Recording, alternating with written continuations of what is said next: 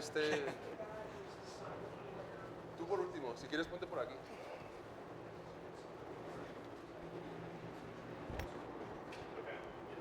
All right, welcome back to the interview area. We're here with Jon Rahm, the 2021 U.S. Open champion. How's your week been thus far, and just what are some initial impressions of the golf course? Well, it's early on the week.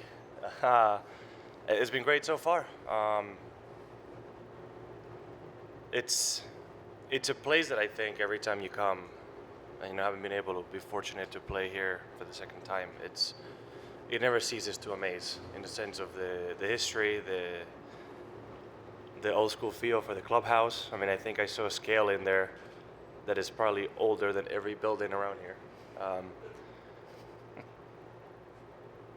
And then the golf course in itself, right, with some new changes that still maintains the essence of what Oakmont is all about and what Oakmont is, and extreme challenge. But even when you just stand on that putting green, seeing the whole property, it's, you're somewhere special. It's quite iconic, and is one of those things that makes it a great venue and a great championship. And what is your mindset just going into a U.S. Open week? I mean, in theory, same as any other, but you're aware of what a golf tournament here is like. It's going to be a challenge. A lot of unfortunate things are going to happen. It's hard fairways to hit, bad lies, difficult bunkers, difficult greens. So it's going to be a nice test, a difficult test. And I think one of those truest representations of what U.S. Open is all about.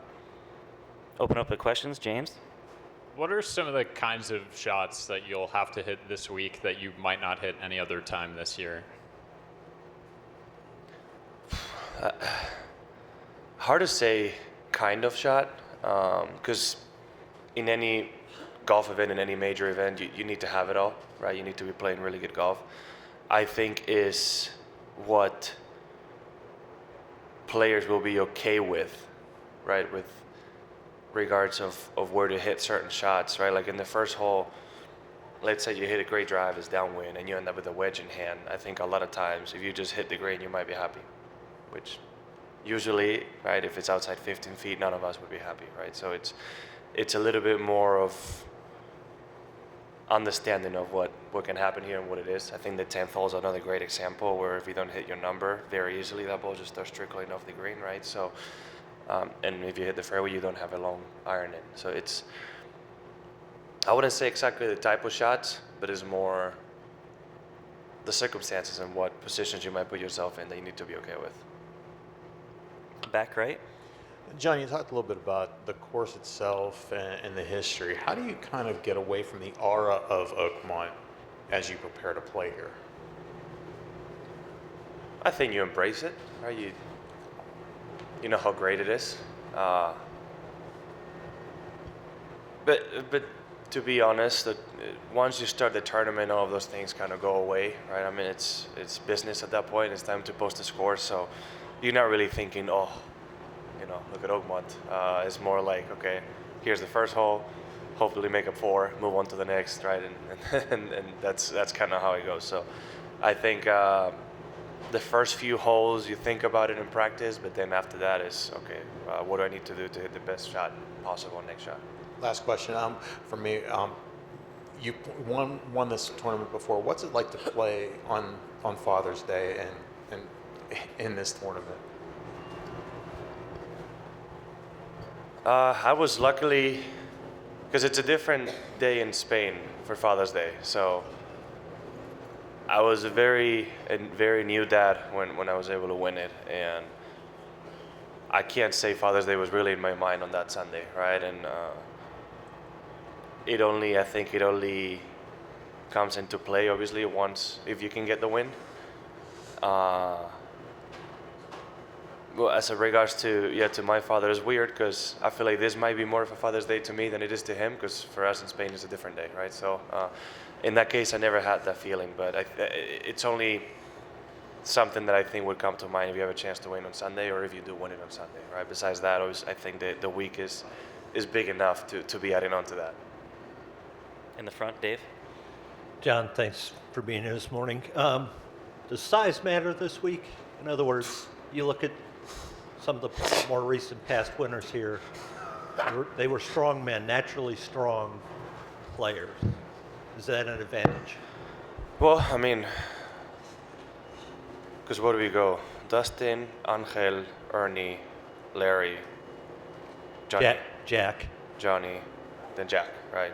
Yeah, it's a long golf course. I mean, anytime you have heavy rough and length, just being able to hit a distance, having that speed to move the ball forward is always going to be a massive, massive advantage. You rarely have a combination where maybe a Pebble Beach nowadays where you can't really lengthen it. So you have those tricky greens, tricky fairways, but it's not that long. So somebody with really good short game might be able to get it around. But even then, that year, Gary Woodland won, right? So length in a major like this, and even nowadays in general in any sport, having that power is always helpful. And I would like to see all those champions in common. I would like to guess that that week the driving was very much on point, right? I think it's obviously nearly impossible to win a tournament here if you're not hitting it well off the tee, right? Because if you keep putting yourself off the fairway,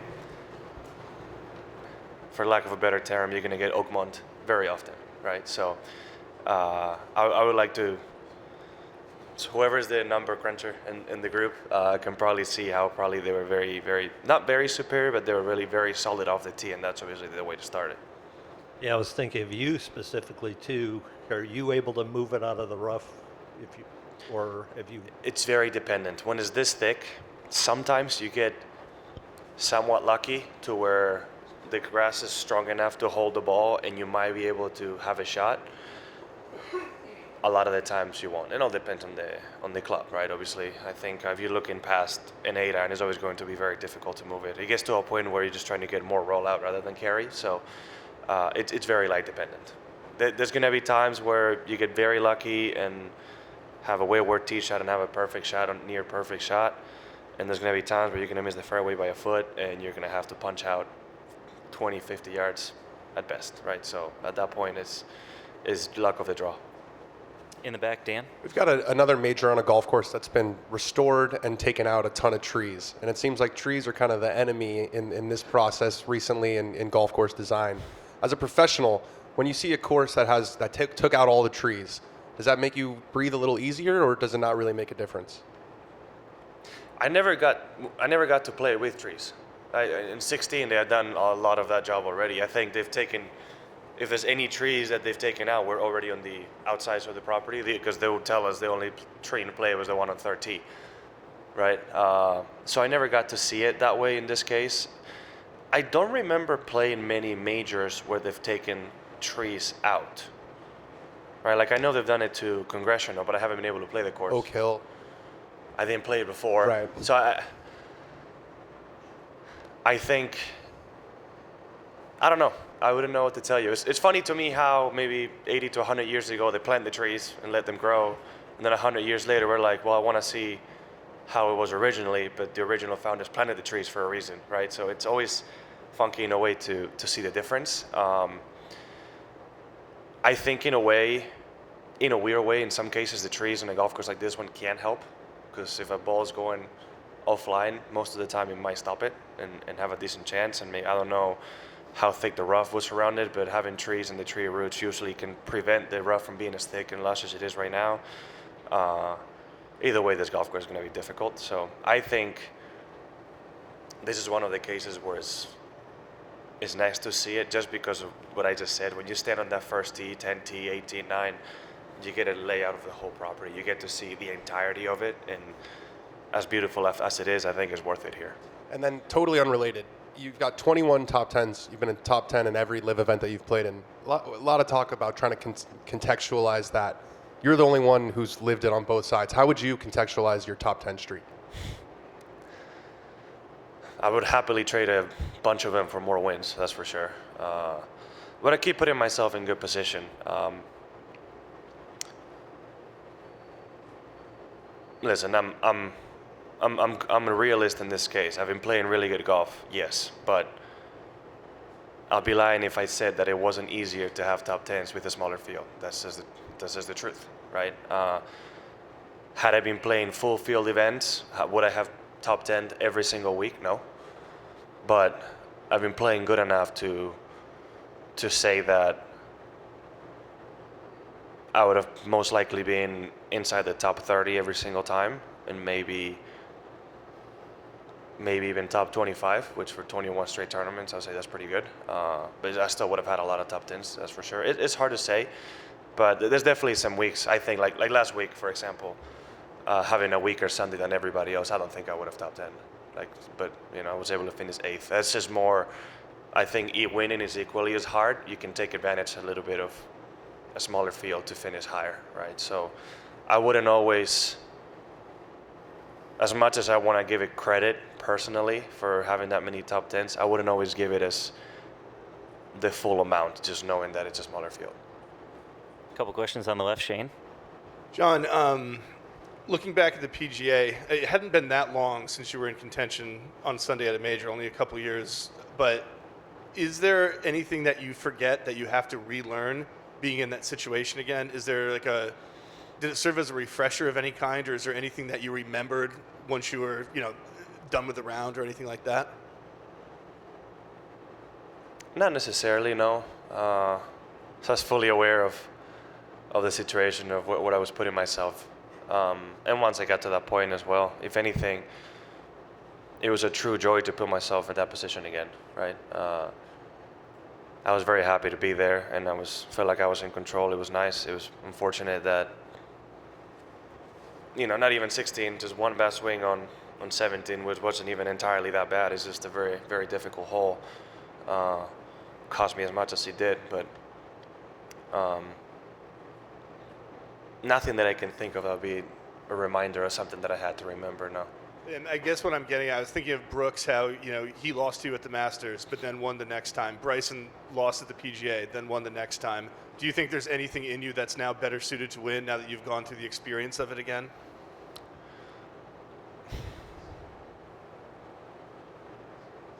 Yeah, I mean, I think just the experience of being there in general always helps. I'll say Brooks was a different case because he had the lead going into Sunday both times, right? So I was,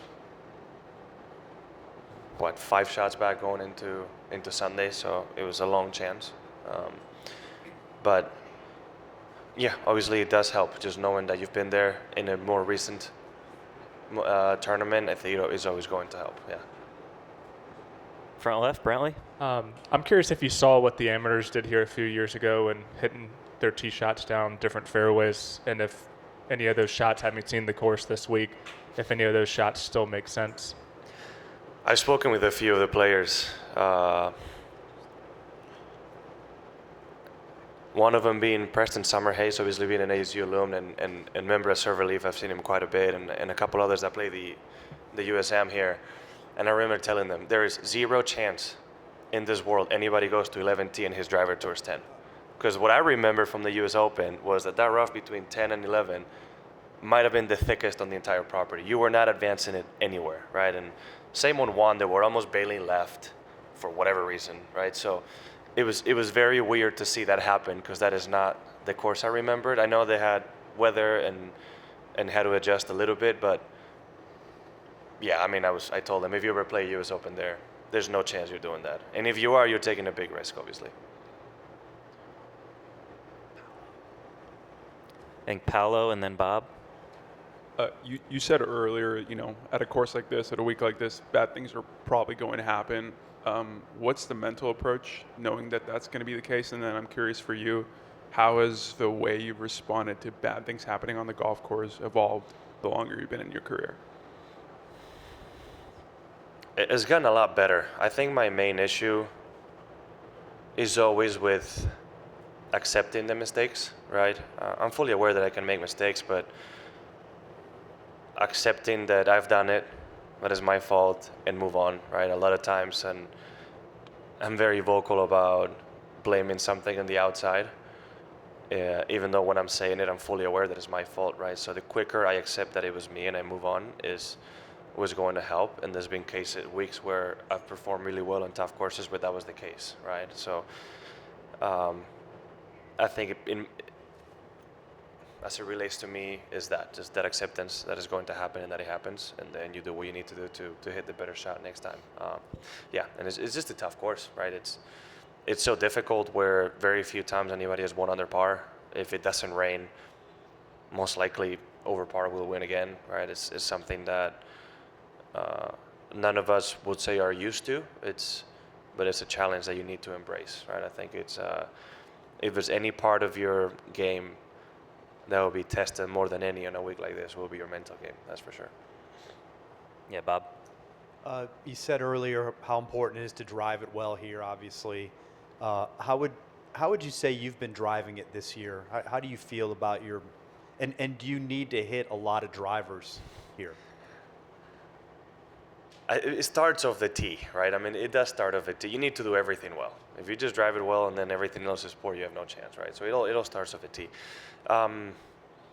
Oh, they've added some length and some holes. Like 3, you didn't necessarily have to hit driver, but now you kind of do.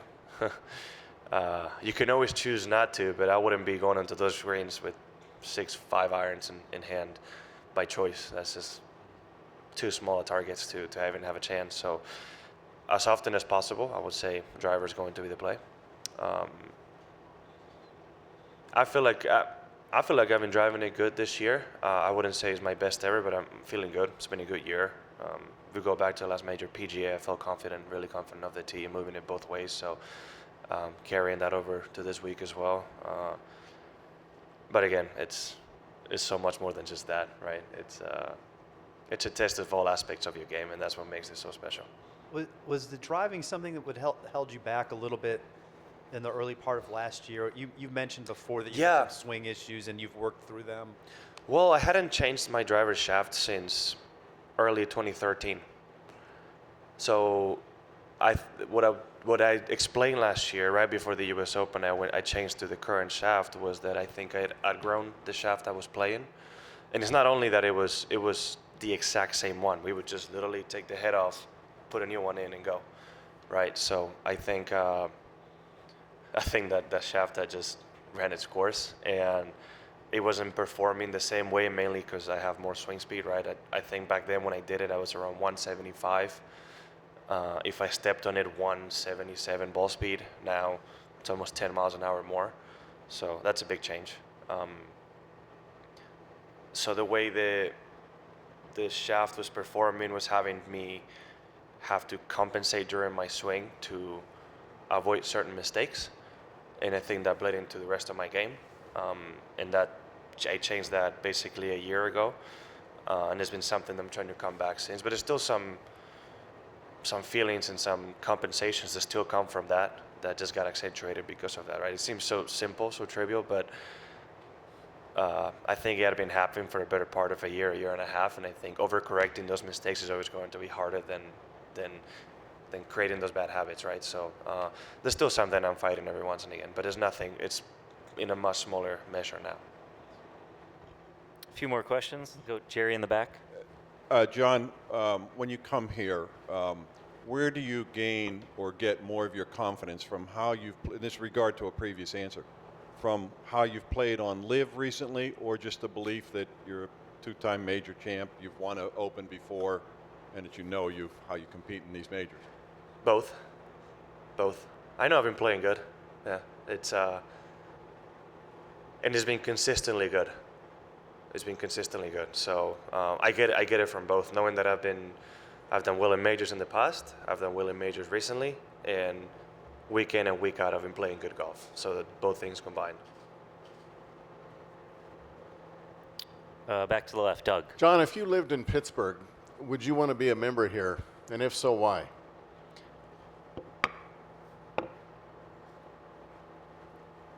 I would say yes, just because you'll be able to say you're a member at Oakmont and play it whenever you want. Would I play here every day? No. Right? We had an event last night at Fox Hills. Looked beautiful. Probably play there more often. And I'm sure there's some great golf courses in the area as well. But I met with a member at a function yesterday, and I was asking him, do you play Oakmont every single day? Like, it's just like, when you go, do you even try to shoot a score? Like, you just go to play and have fun, or are you counting them every day? Because I feel like What kind of answer did you- when they set it up hard, and if they set up like if they have a superintendent's revenge here, I don't know what the average score must be, because I think 90% of the field doesn't finish, because it could be absolutely impossible. So, but all jokes aside, yeah, of course I want to be a member here. Yeah, it's a beautiful golf course and very historic. So you were joking. No, I would be a member. Would I play here every day? No. But I wouldn't play anywhere every day. Like I would like the diversity of playing elsewhere. But if this will probably sound simple, but if someone were to ask you what's Oakmont like, and you said it was very hard, and why? What's the one thing that makes this place hard? I don't know if there's one thing. Assuming the rough is lower on an average day at Oakmont than a non-US Open year, the biggest challenge of the tee will be those fairway bunkers. They're usually very penal, right? They're very often just deep enough to where you don't have a chance to get to the green due to the length. But if there's just one thing across all, is the greens. Yeah, it's very complicated, intricate greens that if you were to make them flat, this golf course would be very, very different. Anything else for John? Oh, one more here. Sean? Yeah, being a low AM that actually finishes in the top 25, I think, in 16, like, you're arriving before everyone is like really ready for you to arrive. I'm curious what that moment told you about your game. Like, I have a future here. I had luckily performed well on PGA Tour events before then. I think I had 2 top 10s, one in Phoenix and one in Mayakoba. So at that point, I was fully confident that I had what it took, right? Like I knew I was capable of competing with the best players in the world. I had no doubt. So at that point, it was getting the test of a US Open. And I think naively not knowing what to expect helped a lot, because I came here and I was like, oh, this is what every US Open is like. Right? I didn't know this was the top tier of difficulty of US Open. I was like, oh, this is just a week to week. It's great. Yeah, I'm used to it. Which is funny, because after playing here, I went to Congressional and I was like, oh, this place is easy. I mean, it's a piece of cake compared to what we played last week. So it helped play really good that week. And even though that first round I had a double and a triple that cost me a lot, I think I shot 6 or 7 over on that first round. And how to go on a Saturday morning after sitting out all Friday and knowing that I had to shoot a low score to make the cut, and doing it, shooting 1 under was a huge deal, right? I know I got up and down on 18 to the short right pin from just past it to the right to make the cut. I think I was already in it even if I bogeyed, but to get in and just keep performing well, right? I think those last 3 days, I believe I was somewhere between even to over par.